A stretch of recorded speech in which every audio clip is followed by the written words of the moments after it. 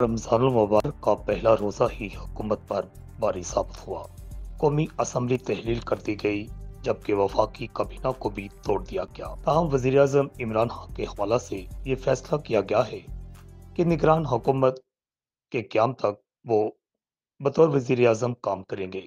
शेर रशीद का कहना है कि वो 15 रोज़ तक मुल्क के मजीद वज़ीर आज़म रहेंगे, जबकि पहले रोज़ा के दौरान ही गवर्नर पंजाब चौधरी मोहम्मद सरवर भी अपने ओहदा से हाथ धो बैठे। वफाकी कबीना ने उन्हें भी फारग कर दिया।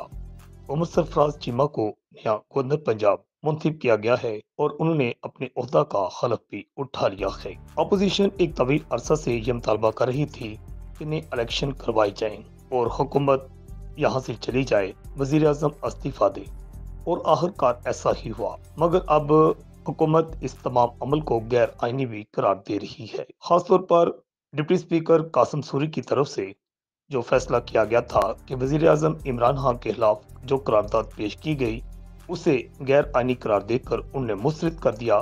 जिसके बाद अचानक वजीर आजम सामने आए कौम से खिताब करते हुए उन्होंने सदर पाकिस्तान को तजवीज़ दी कि वो कौमी असम्बली तोड़ दें, और 4 मिनट बाद आखिरकार कौमी असम्बली को भी तहलील कर दिया गया। इस तमाम अमल को अपोजिशन जमातों की तरफ से सुप्रीम कोर्ट में रिट दायर कर दी गई है और सुप्रीम कोर्ट की तरफ से असुद नोटिस भी ले लिया गया है। आज अहकाम जारी करते हुए सुप्रीम कोर्ट का कहना था कि कोई रियासती अदारा गैर आईनी इकदाम ना उठाए, और कल तक ये समाअत मुलतवी कर दी गई है। कल दिन 1 बजे अहम तरीन फैसला सुप्रीम कोर्ट की तरफ से सुनाए जाने का अमकान है। पंजाब असम्बली का भी आज फैसला ना हो सका।